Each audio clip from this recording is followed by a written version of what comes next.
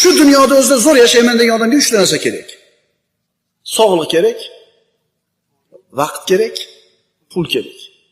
Ikkinchi, hech qachon bu uchalasi bir bo'lmas ekan. Albatta bittasi yo'q bo'lar ekan. Yoshligingizda sog'ligingiz zo'r, vaqtingiz ko'p, pulingiz yo'q. 15-30 yoshlar chamasi. Yoshlikda sog'lik bor, vaqt bor, puli yo'q. Ketdik. Ikkinchi bosqich.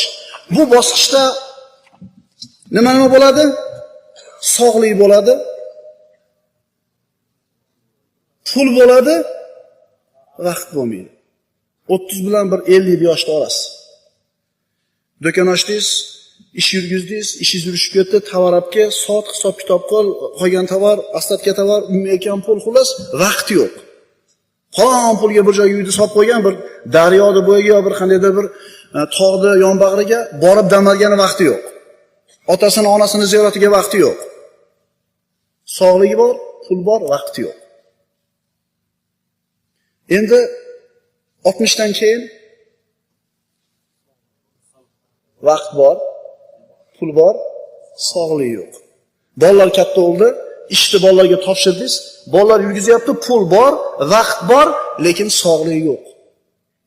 Shuning uchun aytdik, faqat shu dunyoni o'zida saodatli yashayman degan odamning holati kulgili bo'ladi. U dunyoda o'zida saodatli bo'lish uchun 3 ta narsa kerak edi. Sog'lik, vaqt, pul edi.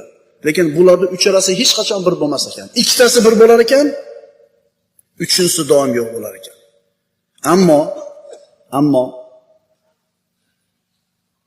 Allohni tanisa inson bir, uni roziligini hamma narsadan ustun qo'ysa 2, shuni yo'lida umrini sarf qilsa, inson yoshligida ham, o'rta yoshligida ham, qariganida ham o'zini saodatli his qiladi.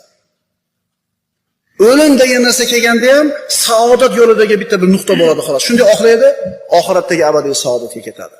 Bunaqa maqsadda yashayotgan odamni bo'ydoqlik davri ham zo'r bo'ladi. O'rta yoshi ham zo'r bo'ladi, qaragandagi holati ham zo'r bo'ladi. Umriga shunday qaraydi 70 yillik hayotiga. Zo'r yashadim hayotimni deydi.